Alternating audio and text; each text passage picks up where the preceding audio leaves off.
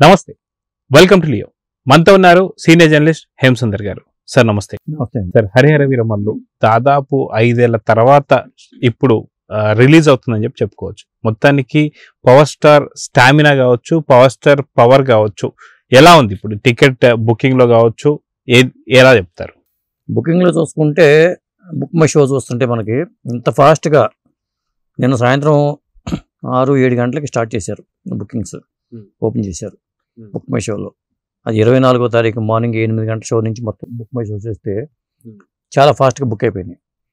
ఇంకొకటి ఏంటంటే 23వ తారీఖు షోలకి, ఇవాళ నైట్ పడగాల్సిన షోలకి ఇంత ముందే స్టార్ట్ చేశారు. అవి ముందు డిస్ట్రిక్ట్ యాప్లో మైత్రి వాళ్ళు స్టార్ట్ అయింది. టికెట్ రేట్లు 700, 600, 700 ఉన్నాయి. అది కూడా ఫాస్ట్గా బుక్ అయిపోయినాయి. మైత్రి వాళ్ళది బాలానగర్లో థియేటర్ ఉంది, విమల్ థియేటర్, అది ఫాస్ట్గా బుక్ అయిపోయినాయి. తర్వాత మిగతా థియేటర్, కొన్ని థియేటర్లు ఒక్కొక్కటి వదులుతున్నాడు. అది చూస్తే మొత్తానికి చూస్తే పుష్ప 2 రికార్డ్స్ని ఇది బ్రేక్ చేసేలాగా అనిపిస్తుంది, కలెక్షన్స్ రికార్డ్స్ని. అంటే నార్త్లో ఎలా ఉంటుందో మాకు తెలియదు, కానీ తెలుగు రాష్ట్రాల్లో మాత్రం ఆ రికార్డును బ్రేక్ చేసే అవకాశం అయితే 100% కనిపిస్తుంది. అయితే ఇది సినిమా లవర్సే కాదు, రాజకీయ ప్రేమికులు కూడా ఈ సినిమా కోసం చాలా ఎదురు చూస్తున్నారని చెప్పి అనుకోవాలి. ఎందుకంటే అక్కడ పవర్ స్టార్ పవన్ కళ్యాణ్ గారు ఇప్పుడు డెప్యూటీ సీఎం కూడా కాబట్టి. అదే కాక నిన్న మనం చూసుకుంటే ఎవరైతే డెప్యూటీ స్పీకర్ అయినటువంటి ఒక RRR గారు కూడా సంచలనమైనటువంటి వ్యాఖ్యలు చేశారు. ఏదైతే ఔరంగజేబ్కి సంబంధించి ఈ సినిమా కాకముందే గతంలో ఒక ఔరంగజేబ్ని ఓడించే ఇప్పుడు ఈ రీల్లోకి వచ్చాడు, రియల్ నుంచి రీల్లోకి వచ్చాడని చెప్పేసి అన్నారు. సో ఇప్పుడు ఈ వ్యాఖ్యల పైన రాజకీయ పరంగా కూడా దుమారం రేగుతుంది. ఇప్పుడు రాజకీయ పరంగా కూడా ఆసక్తికరంగా మారింది. సో మీరేమంటారు దీని గురించి? 100% అందరూ కూడా రాజకీయ పరంగా, రాజకీయ ప్రతిపక్షాలు కూడా ఎదురు చూస్తున్నాయి. ఈ పవర్ స్టార్ స్టామినాని ఏ మేరకు మనం దెబ్బతీసే అవకాశాలు ఉంటాయి, ఆ కోణంలో కూడా ఆలోచించవచ్చు. ఆయన అంటే గిట్టని వాళ్ళు, అది రాజకీయ నాయకులు కావచ్చు, ప్రత్యర్థ హీరోలు కావచ్చు, అదొకటి నడుస్తుంది బాగా బయట. ఇంకొకటి ఏంటంటే పవర్ స్టార్ ఎప్పుడూ లేని విధంగా మీడియా ఇంటరాక్షన్ చేయటం అనేది ఫస్ట్ టైం నేను చూస్తున్నా. ఎందుకంటే మొన్న ప్రెస్ మీట్లో మాట్లాడారు, అంటే ఆయనే మాట్లాడారు, వీళ్ళు ఎవరు మాట్లాడలేరు, ఇవ్వండి నడవల. తర్వాత ఈవెంట్లో మాట్లాడారు, ఆ తర్వాత ప్రింట్ మీడియాకి ఇంటర్వ్యూలు ఇచ్చుకుంటూ వెళ్ళేవారు. తర్వాత శాటిలైట్ ఛానల్స్కి సపరేట్గా ఇంటర్వ్యూలు ఇచ్చారు. అది మరి అక్కడ జరిగినట్టు కనిపిస్తుంది నాకు. అమరావతిలో శాటిలైట్ ఛానల్స్ ప్రతినిధులంతా అక్కడ వాళ్ళే ఉన్నారు, అది ఒకటి జరిగింది. మళ్ళీ సపరేట్గా యూట్యూబ్ ఛానల్స్కి వాళ్ళు ఇంటర్వ్యూలు ఇస్తున్నారు. అంటే ఈ స్థాయిలో ఆయన ఇంటర్వ్యూలు ఇవ్వటం, ఇంటరాక్ట్ అవ్వటం అనేది first time. So first time ఇలా ఇవ్వడం కూడా మనం చూసుకుంటే దాదాపు ఏఎం రత్నం గారు సేఫ్ అయిపోయినట్టుగా అని చెప్పి అనుకోవచ్చు అంటారా? ఖచ్చితంగా సేఫ్ అయిపోయినట్టే. ఇప్పుడు సినిమా సంబంధించి ఇన్సైడ్ టాక్ కూడా వచ్చేసింది బయటికి, సినిమా ఎలా ఉంది దాని మీద. అందరిని సర్ప్రైజ్ చేస్తూ ఆ ప్రపంచ యాత్రికుడు నా అన్వేషణ అతను ఉన్నాడు కదా, అతను రివ్యూ అంటే నిన్నే పెట్టేశాడు. పెట్టితే ఎదురుగా 3 లక్షల మంది 4 లక్షల మంది చూసారు, నిజంగా రివ్యూ అనుకున్నారు. కానీ తప్పుదో పట్టించేసి సినిమా కథ ఏంటో చెప్పి ఇదంతా మేము నాటపడిసో చేశాను, అసలు రివ్యూలు చెప్తున్నారు, రివ్యూలు చెప్పడం అంత పెద్ద బోగస్, సినిమా కలెక్షన్ దెబ్బతీయడం, కథలు చెప్పడం ఇవన్నీ ఇట్లా చేయకూడదంటూ అతను ఏదో తన స్టైల్లో చెప్పుకుంటూ వెళ్ళిపోయాడు. ఏదేమైనా అతను వ్యూస్ కోసం అతను ఏదో తాపత్రయపడి చేసినట్టుగా అనిపించింది. కానీ జెన్యూన్గా ఇప్పుడు బయటకు వచ్చిన టాక్ ఏంటంటే కొద్దిగా సినిమా అయితే ఫస్ట్ హాఫ్ కొద్దిగా స్లోగా ఉన్న, సెకండ్ హాఫ్ స్పీడ్ అందుకుంది అని టాక్ అయితే నడుస్తుంది. సో ఓవరాల్ గా హరిహర వీరమల్లుకు సంబంధించి అటు సినీ ప్రేమికులు కావచ్చు, అటు రాజకీయ ప్రేమికులు కావచ్చు, లేదా ఏపీ ప్రజలు కావచ్చు, తెలంగాణ ప్రజలు కావచ్చు, నైజాంలో కూడా పవన్ కళ్యాణ్ గారి కలెక్షన్స్ ఎలా ఉంటాయో అందరికీ తెలిసిందే.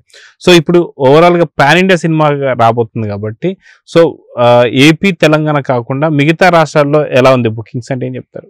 అంటే అన్ని చోట్ల బాగుందండి. మొత్తం 1100 షోలు పడుతున్నాయి అనేది టాక్ ఉంది. ఆ రికార్డు ప్రకారం చూసుకుంటే 2 లక్షల టికెట్లు అమ్ముడైనవి అనేది ఒక మనకు తెలుస్తుంది ఇప్పుడు దాకా. అది రేపు ఆ లెక్కలు మారచ్చు, పైగా ట్రెండింగ్ మారుతూ ఉంది కాబట్టి. అలా చూసుకున్నప్పుడైతే ఫస్ట్ డే కలెక్షన్స్ 70-80 కోట్లు కలెక్ట్ చేసే అవకాశం కనిపిస్తుందండి. మళ్ళీ పైగా కలిసి వచ్చిన అంశం ఏంటంటే, గతంగా చెప్పాలంటే శ్రావణ మాసం స్టార్ట్ అవుతుంది, అమావాస్య గడియలు, ఈ గడియల్లో సినిమా రిలీజ్ అవుతుంది. పైగా ఇక్కడ బుధవారం నుంచి షోలు, ఈవినింగ్ నుంచి షోలు, చాలా షోలు పడిపోతున్నాయి. మరి బుధవారం నుంచి షోలు పట్టడంతో పాటు గురువారం, శుక్రవారం, శనివారం, ఆదివారం చాలు నిర్మాత హ్యాపీగా బయటపడిపోయినట్టే, అందులో అనుమానం ఏం లేదు. అది కాక మనం చూసుకుంటే దాదాపు విజయ్ దేవరకొండ నటించినటువంటి ఒక సినిమా కింగ్డమ్, అది నెక్స్ట్ 30వ తారీఖు అలా రాబోతుంది కాబట్టి దాదాపు 1 వీక్ గ్యాప్ సరిపోతుందని చెప్పి అనుకోవచ్చు అంటారు ఏం రత్నం గారు బయటపడాలంటే? చాలు, ఏం అక్కడ ఆదివారం వరకు సరిపోతుంది. ఆదివారం వరకు ఈ సినిమా టాక్ని బట్టి, ఇది పవర్ స్టార్ సినిమా కాబట్టి ఇది ఒక కొత్త రికార్డ్ అయితే నెలకొల్పుతుందండి. పవన్ కళ్యాణ్ గారి సినిమాలు ఆల్రెడీ ఏమంటారు దాన్ని, బీట్ వచ్చేస్తుంది, దాన్ని ఏమంటారు, పవన్ కళ్యాణ్ సినిమాలను అయితే ఈ సినిమా రికార్డు బ్రేక్ చేస్తుంది, పాత రికార్డులన్నింటినీ కూడా ఖచ్చితంగా. ఇప్పుడు ఈ సినిమా ఏ సినిమా రికార్డును బ్రేక్ చేస్తుంది అనేది అందరికి ఇంట్రెస్ట్ ఉంది. ఎందుకంటే ఫస్ట్ డే కలెక్షన్స్ పరంగా, ఎందుకంటే పెద్ద హీరోల సినిమాలు అన్నీ కూడా ప్రీమియర్ షోలు పడుతున్నాయి కాబట్టి అందరికీ పడినాయి కాబట్టి దీనికే పడుతున్నాయి. ఆ లెక్కలో ఈ లెక్కలు తీసుకుని ఎవరి స్టామినా ఎంత, ఏ మేరకు ఉంటుంది అనేది ఖచ్చితంగా అందరూ చూస్తారు. తెలుగు రాష్ట్రాల్లో ఎంత ఉంది దాన్ని బట్టి మనకి అసలు ఒక హీరో స్టామినా ఏంటి అనేది ముందు అర్థమైపోతుంది.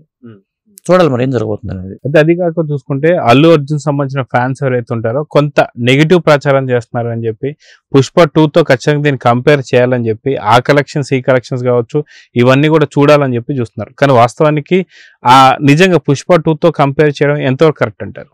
అంటే పుష్ప 2తో కంపేర్ చేయడం కరెక్ట్ కాదు, ఎందుకంటే అది సీక్వెల్ కదా. ఇప్పుడు పుష్ప 1తో కంపేర్ చేసుకోవాలండి కొన్ని, అది కానీ పుష్ప 2తో కంపేర్ చేయకూడదు. ఎందుకంటే అదేమో సీక్వెల్ సినిమాగా వచ్చి దాని బడ్జెట్ పెంచుకుని ఒక హిట్ కొట్టిన సినిమా అది. ఆ టాక్ మీదే పుష్ప 2కి ఓపెనింగ్స్ వచ్చినాయి. ఇక్కడ అలా చూడకూడదు, పుష్ప 1 చూసుకుని ఆ పుష్ప 1 కలెక్షన్స్తో కంపేర్ చేసుకుంటే అర్థమవుతుంది. పైగా తెలుగు రాష్ట్రాల్లో అల్లు అర్జున్కు ఉన్న స్ట్రెంత్ ఎంత, పవర్ స్టార్ స్ట్రెంత్ ఎంత అనేది కూడా మనం చూడాలి. వీరిద్దరి మధ్యన పోటీ ఉందనుకుంటే, పోటీ లేదు అనుకుంటే మనం దాన్ని వదిలేయచ్చు.